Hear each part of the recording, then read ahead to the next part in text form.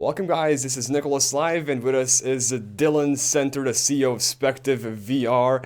Now, we got a quick last-minute video, just going through some last-minute updates on the ICO that's happening about this streaming and the just one-stop place platform for anything VR or 360. Now, of course, Dylan Center here. Wave to everybody. Thanks for being on this live stream. Always pleasure speaking to you. Now, as you guys see above, I have a really small preview of Spectiv VR.tv, the alpha platform, which is already out there, and you guys can go check it out, see how it looks, use your cell phone or mobile, the smartphone. Anyway, Dylan, how is the ICO going so far, and are you happy with the results? We have like 3 days ago, right? Yeah, so we have about 2 days left. There's been a lot of factors that have come into play during the ICO. It's been a crazy ride. I mean, for example, when we launched, right, it was that night we actually couldn't launch when we wanted to. Technically, it was like the worst day in the history of Ethereum at that time, due to like CryptoKitties, network congestion, all that such. So there's been a lot of factors coming into play, but overall we've been moving forward. So far, we've brought in about 10,000 total ETH. We're anticipating to probably close in around 12 to 14,000 ETH, hopefully hitting our goal, which has been lowered to 14,000 Ethereum. And with the rising ETH prices, we're not mad about it. Oh yeah, and it's actually interesting because I remember seeing some ICOs who did really, really bad, 3 months ago, but right now they actually got more than enough funds just from the rise in Ethereum, right? Yeah. And actually, a question to you, but it's a personal question, a side note. When you complete an ICO, what's the usual procedure? Do people who do an ICO keep their money in Ethereum? Do they move it to Bitcoin? Like, what's the standard in these days? Not 100% sure on the standard. What we're planning to do is have a majority of it, I would say, in Ethereum, liquidating the money that we need for the near term future. As a lot of people know, we have kind of an escrow on our funds in that we won't allocate the funds to Spectiv until it hits specific milestones. So we're not just like liquidating all the money and giving it to ourselves. We will be holding some of it in Ethereum, probably hedging some of it into Bitcoin as well. Okay, yeah, that's actually interesting. I never ran an ICO myself, even though I looked into many. But all those small, fine details, like you would never like think about it when you're doing an ICO, right? Anyway, Yeah. and there was some interesting talk in the live chat right now, actually, about the recent ICOs, which were also in a VR but in a different category, that did a 10x from its ICO price within 4 months. And what do you expect from VR to happen, from like Spectiv VR to happen, like in the coming months or weeks? Well, can't really comment on price or anything Yeah, like that. What I because of can legal comment issues. on I'm is sorry. Yeah. right. But what I can talk about, what I expect out of Spectiv as a company, right? So, for one, I'm going to start with the Signal token platform that we're building, right? So as they can see, we already have the Spectiv VR Alpha release that is actually in this Picture is video. above. Yeah. We anticipate that we'll probably be releasing a beta version of that probably closer to end of March or so, which will have many updates in it. And at that point, we'll probably move forward with more marketing and such to bring mass users into that space to really do a lot of testing on it as we move towards alpha. Now, for the Signal token protocol, though, we actually have plans to release, and I don't think we've mentioned this, but we actually have plans to release the Signal token advertising marketplace by the end of January. So before tokens are actually distributed, which is going to be at the end of January, we'll be releasing our advertising marketplace. And our advertising marketplace that we've mentioned in videos in the past is going to be a marketplace where anybody who holds SIGs is able to advertise anything that they want to advertise. As we were mentioning, for example, like yourself with a YouTube channel, you could create an ad campaign. I will create an ad. I cannot wait. So for one, our ad marketplace is going to be completely decentralized. None of the information is stored by our company or anything like that. It's also going to be completely feeless initially. So anybody will be able to do ads and those smart contract transactions and such with no fees in terms of Signal tokens. So that will be releasing before the end of January. That's going to happen right before exchanges, right? Yeah. Makes sense. Yeah, I seen this happen. The same thing happened with Hacking, which just finished recently. It's another project I was following. They finished the ICO and waited 2 weeks before the release of any tokens, which is an interesting new trend I just started to see with ICOs that are happening this month, and it's working out really good for Hacking. They had this small wait period of 14 days where between the ICO and the release of tokens, and in this period there were some things happening, and right when they hit exchanges, they're right now fluctuating around 3 times the profitability since ICO price. So it is a Yeah. pretty cool trend, especially if you have something of value to give in those, in that wait time. Because I mean, if nothing's really Well, out, no point in having the tokens out, right? yeah, and well, the reason that we're doing it is more from a security standpoint. We're doing the same thing that Salt Lending did, and we're working with the same company that they worked with for this. Basically, doing a full audit of Oh, that's the why. token cell, ensuring that all the transactions are in order, all the ETH addresses are in order. Basically, just making sure everything is good, and then moving forward with distributing tokens. Oh, so if somebody was, let's say a phishing scammer and had a flagged bad ETH address, that's what you were looking for, basically. It's more along the lines of just fixing all the issues of there's buyers who send us money from exchanges, things like that, right? Like somebody will send us Oh, money from a Coinbase account, and we can't actually accept that. And so there's a lot of customer service on the end of fixing all those issues, and we have we've had a significant amount of people contribute to the ICO. I think we've had over 2,300 contributors at this point. that's a So there's lot. a lot of people, a lot of questions, and so we do have a lot of like work to do managing and making sure all the transactions are in good order. The audit is more of a accounting slash like legal thing. It's more of a it's more of like an unspoken regulation just to for self like in the US now, and I've done a couple panels on this, but ICOs really are in a state of like self-regulating and doing everything that we can do to make sure that we're as good as we can possibly be. And And you're a so just doing a US-based company, official which is, audit yeah. is part of that. Correct. I guess that's have a big impact. And hey, welcome Z Gamer in the live chat. It is very exciting stuff. I agree. And some people actually mentioned that you have a background and started a cement company, which we talked about. I think in Mhm. the very first interview we did. And this is actually our fourth live stream together. And can you imagine that? Time Yep. flies, right? I just remember commenting that it's awesome that you have this startup experience, that you actually know how to build a company from scratch, and be able Mhm. to depart with a company knowing that the company was self-sufficient and stable and on Mhm. its way to becoming something good, right? Yeah, I mean, definitely, right? So my passion is business in general, and I've been an entrepreneur my entire life. And the skills of starting up a company, management, working with a team, all of that translates regardless of the industry that you're in. Right now, it's not my job necessarily to be the expert on virtual reality. That's why we build a team around Of experts. myself and around Nick, and that's why we have the developers on board that we have. We have the Ethereum developers on board. We're not going to be doing everything in this company, but on my end, yeah, my responsibility is mainly for managing the project, bringing all the ideas together, and making sure everybody works towards the same goal. So that's the type of experience that I've drawn in previous startups and companies in the past.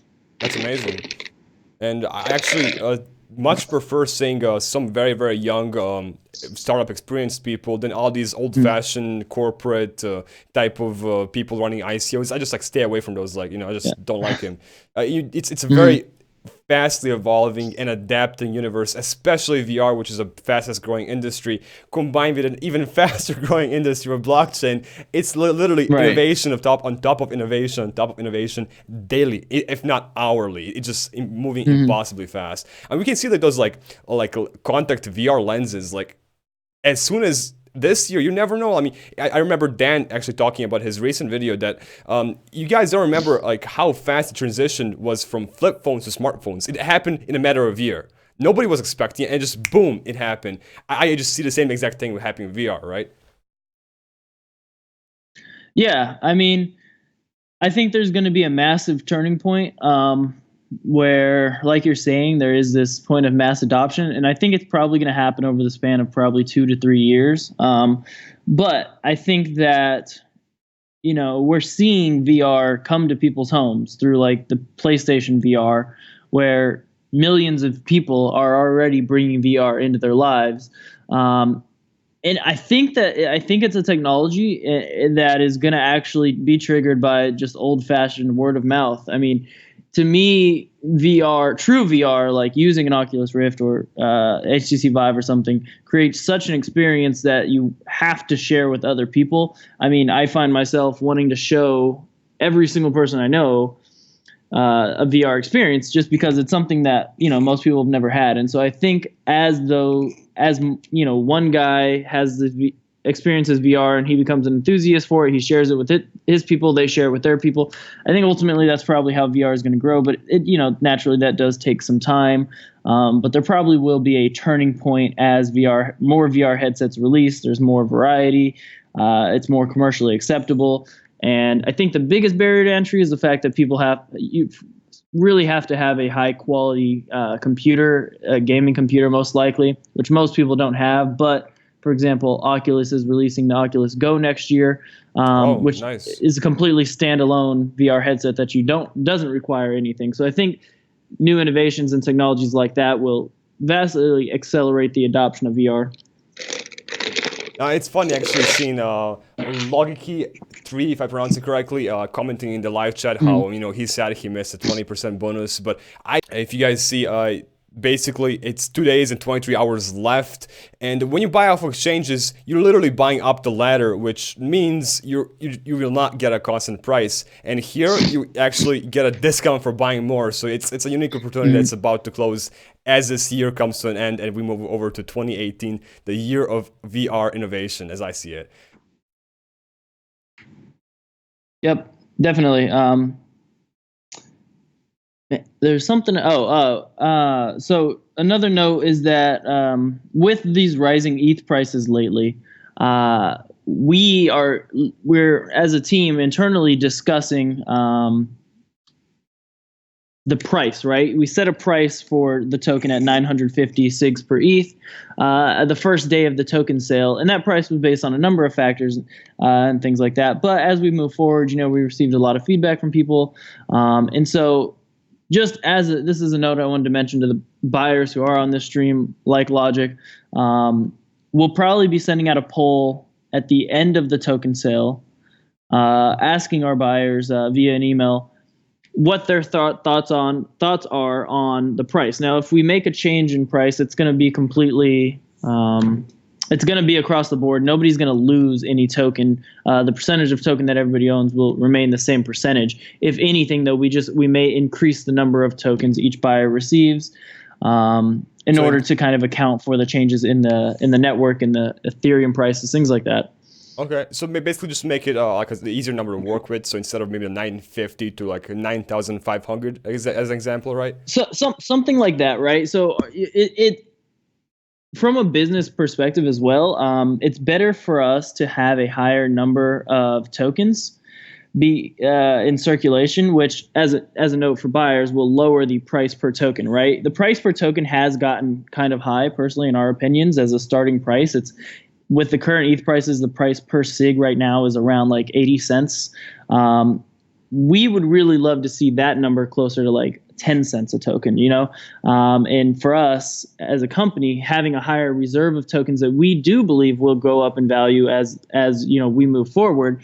We want the token to get to a point where, a year from now it's worth $1 a token and there's 300 million tokens in existence, rather than it's worth $1 a token and there's only 20 million tokens in existence. And it's going to be a proportional ratio, as somebody in live chat just said. It's going to be across the board. Nobody's going to lose out. Just to actually alter the end result of the total supply to make it more attractive. Everybody will be affected exactly the same. And again, this is not something that we're going to just do by any means. This is something that, so first off, we've talked to all of our advisory board about it. Everybody thinks it would be a great change to make. And now, following the ICO, literally probably the day it ends, we'll be sending out a poll to all the buyers and go with, what the majority decision is. But it's just something I wanted to mention in this because I know some of the buyers are watching here. So Yes, and you are correct. Some people are commenting on what bonus they got in. So good job for getting in early, guys. That's always rewarded. But as I say, it's never too late. People are saying the same thing for Bitcoin. Is it too late? It was $10,000. exactly. It's never too late. Like this is whatever the price of Bitcoin or Spectiv is at the moment. It's still in its infancy of the industry potential, blockchain and VR itself, right? Now I do want to keep this a shorter one. It's already 15 minutes. Yep. Dylan, do you want to have put any last comments before we close out and check any final questions? So I was looking at the chat earlier. I did notice that somebody asked about when we would be on Fox News. I can give an update on that. So we've actually just scheduled the filming session. They're going to be coming out to Houston to do filming in early January, and then we're expecting that episode releases, I believe, at the end of February, early March. So Awesome. somewhere in the middle to the end of Q1 of this year should be an episode with us and I believe 4 other crypto companies. So we'll have about a 6-minute segment on there. And in addition to that, we have like a number of commercials that we get to distribute across markets. Another note I can make is that I can't announce who it's with yet, but we actually have also gotten on another news show that will be hosted on one of the top 10 TV channels in the world. So Huge. that will launch probably at the end of March, and I'll be able to release more details on that later when we're allowed to do a press release about it. But that's just something else I wanted to mention. That's a perfect way to end it. Thank you for all these updates. And you guys heard it right here on this live stream. I'm glad you were able to share all this awesome information. I do quickly want to shout out to the previous video where we're doing $500 giveaway for the best article or video about Spectiv. So you still have until this ICO ends. So you have like almost 3 days left to submit an article or just a quick video. You can just film it with your cell phone. It doesn't have to be too fancy. Post it on YouTube or Steam it or any platform you want. Post a link in the previous video's comments. You have a chance of winning $500, $200, or $50. Now there's only one submission, and we are, if nobody else submits, he'll win all 3 prizes. Prot Maista, good job to his awesome article. I read it on Steam. It looks beautiful. I mean, I gave you guys all the tips and all the things I like about Spectiv. It's super easy. Just, I just want you guys writing some awesome content and get rewarded for it. And one last shout out to Chris W, who won the 200 NLC on the last live stream. I'll do the same thing on this one. I'll just give away 0.1 Ether of SIG tokens. Whoever is a lucky person and announce in the next video. It's gonna be just to enter. It's super simple. Just a like, comment, and subscribe, and I'll announce the winner in the next one. How do you like that? Sounds good, man. Thanks for having me on. Just wanted to, do a short session with you, talk to anybody if they had any last questions before the ICO ends. As you mentioned, it's ending on the 30th at 2 p.m. So if you haven't got in yet and you want to, make sure to do it. Yeah, that's Central Time. Okay, so that's at 2 p.m. Central, noon Pacific, or 8 p.m. UTC. So I will see you guys in the next one. And Dylan, thanks for the pleasure of being on the show. Awesome. Thank you.